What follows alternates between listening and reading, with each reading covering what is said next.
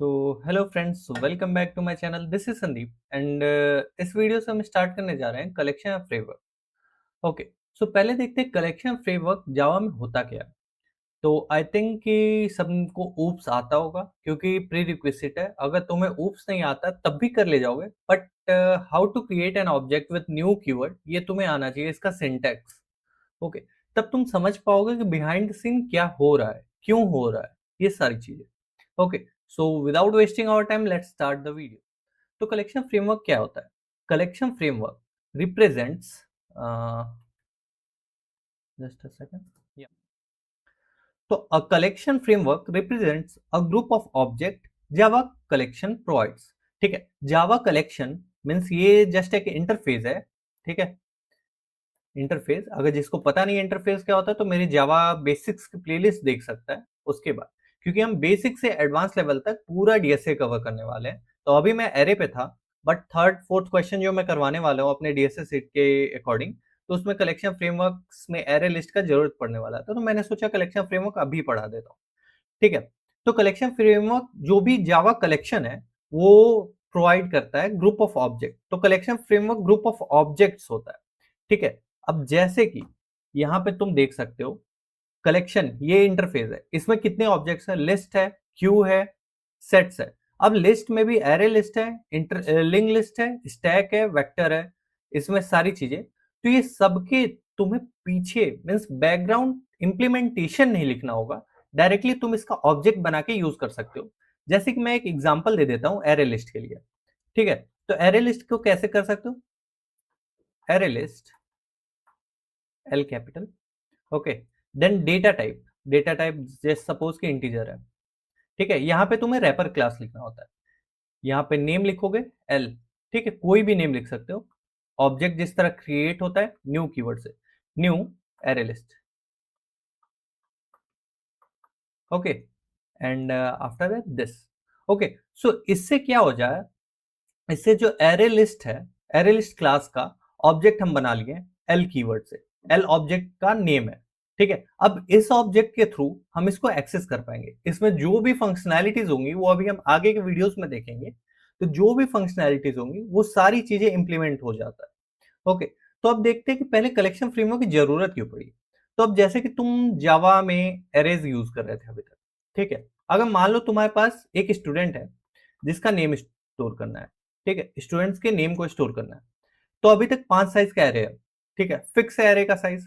तो तुम्हें मान लो 6 स्टूडेंट एक क्लास में आया, तो तुम उसे कैसे स्टोर करोगे? या तो तुम एक एरे का साइज बढ़ाओगे, जब यहाँ पे डिक्लेयर करते हो तुम int a equal to new int. ठीक है, तो या तो यहां पे तुम इसको साइज बढ़ाओगे, 5 था पहले अब 6 बनाओगे, लेकिन ये डायनेमिक अप्रोच नहीं है। ठीक है, तब तुम उस समय एरे लिस्ट यूज कर लोगे। ठीक है, एंड बेसिकली ये जितने भी क्लासेस हैं ये हर चीज का काम हमेशा ही मीन्स लाइक इसी तरह आता है, डायनेमिक मेमोरी एलोकेशंस के लिए या फिर डिफरेंट डिफरेंट फंक्शनैलिटीज के लिए। जैसे मैप है तो इसकी की वैल्यूज पेयर, ये सारी चीजें अभी आगे की वीडियोस में तुम लोग देखोगे। ठीक है, तो अभी मैं बेसिक से बस स्टार्ट कर रहा हूँ, इंट्रो दे रहा हूँ इस होता क्या है। ठीक है, तो इसकी जरूरत क्यों पड़ी? पहले एरे हम लोग रिसाइज नहीं कर पाते थे, तो insertion and deletion of element of in an array उसको इजी बनाने के लिए, एंड उसके बाद बहुत सारे कस्टम ऑपरेशंस, वो अभी स्टैक क्यू ये सारी चीजें देखोगे तब तुम्हें समझ में आएगा। ठीक है, तो आज हम पढ़ने वाले हैं कलेक्शन फ्रेमवर्क्स में कौन कौन सी इंटरफेसेस होते हैं, कौन कौन सी क्लासेस किसके अंडर में आती हैं, ये सारी चीजें। ठीक है, तो अब इसमें एक इटरेबल इंटरफेस होता है। ठीक है, इटरेबल इंटरफेस के अंदर कलेक्शन इंटरफेस होता है।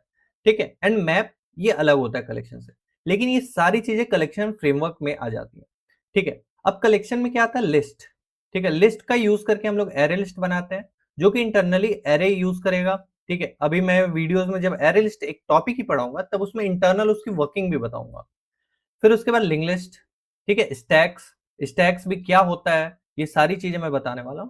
तो इस तरह क्यू में array D Q, link list, priority queue, sets में हैश सेट होता है, लिंक्ड हैश सेट होता है। जब तुम्हें ऑर्डर मीन्स जब तुम इनपुट करोगे, सेट क्या करता है?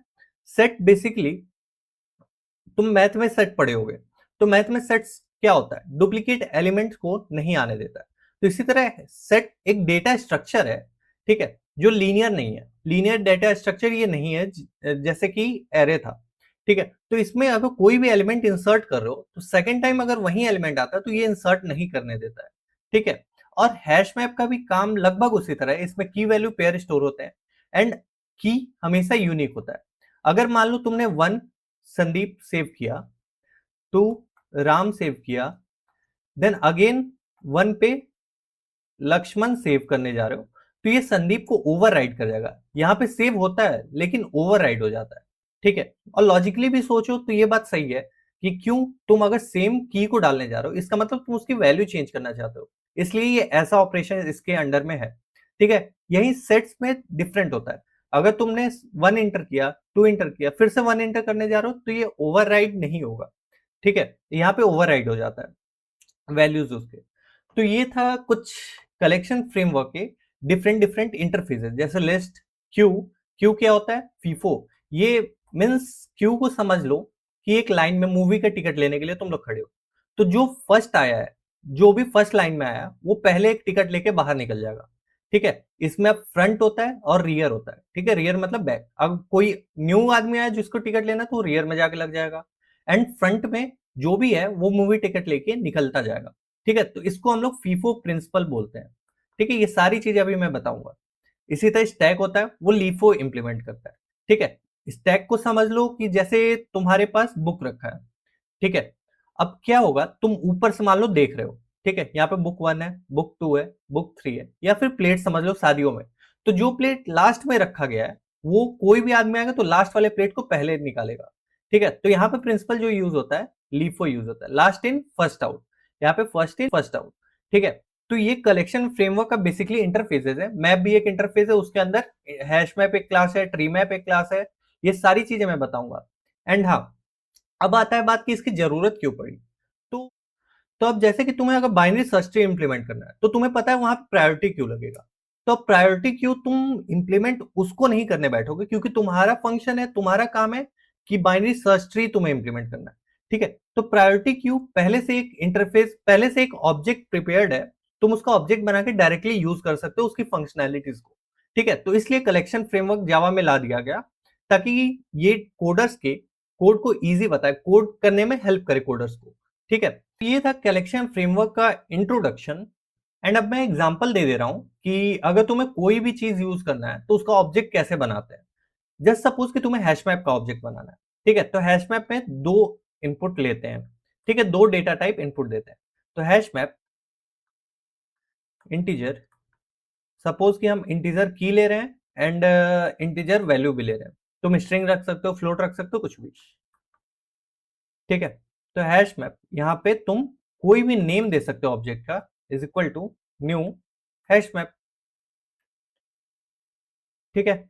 और यहाँ पे डेटा टाइप जो भी यहाँ पे है इसको सेम लिख सकते हो या फिर छोड़ सकते हो, ठीक है। ये बैकएंड में इंप्लीमेंटेड है कि जो भी यहाँ पे रहेगा वो ऑटोमेटिकली यहाँ पे आ जाएगा, ठीक है। अब यहाँ पे जो है, यहाँ पे तुम क्लास का नेम लिख सकते हो या फिर डायरेक्टली जस्ट इंटरफेस का नेम लिख सकते हो, ठीक है। इंटीजर कॉमा इंटीजर मैप, ये नेम है ऑब्जेक्ट का, न्यू हैश मैप, यहां पे क्लास का नेम लिखना जरूरी है, ठीक है। तो ये बेसिकली ऑपरेशन है हैश मैप का, ठीक है। तो अब इसी तरह मैं किसी कलेक्शंस का भी एग्जांपल लेके दिखा दे रहा हूं। सपोज कि तुम सेट के लिए कर रहे हो, ठीक है। तो यहाँ पे हैश सेट लिख सकते हो या फिर सेट, कुछ भी। तो यहाँ पे एस कैपिटल रहेगा, ठीक है, कैमल केस हमेशा फॉलो होता है, ठीक है। तो hash set data type integer, यहाँ पे नेम सेट, मान लो मैं नेम ले लेता हूं, equal to new hash set, ठीक है। तो ये हो गया इसका एग्जांपल कि कैसे हम इसका ऑब्जेक्ट क्रिएट कर सकते हैं एंड यूज कर सकते हैं, ठीक। एंड कलेक्शन फ्रेमवर्क का लास्ट वीडियो जरूर देखना, क्योंकि वहां पे मैं ट्रिक बताने वाला हूं कि कौन सा कलेक्शन का कौन सा क्लास कब यूज करते हैं, ठीक है। अगर तुम्हें की वैल्यू पेयर चाहिए या सारी चीजें, वो डायरेक्टली क्वेश्चन से तुम देख के पता कर सकते हो कि कलेक्शन फ्रेमवर्क अगर यूज करना है तो कौन सा यहाँ पे बेस्ट रहेगा। तो आई होप कि कलेक्शन फ्रेमवर्क का इंट्रोडक्शन सबको समझ में आया होगा। मिलते हैं अपने नेक्स्ट वीडियो में, उसमें हम देखेंगे एरे लिस्ट क्या होता है, एरे लिस्ट के different different operation, different different function जो हम यूज करते हैं डे बाय डे ऑपरेशंस में।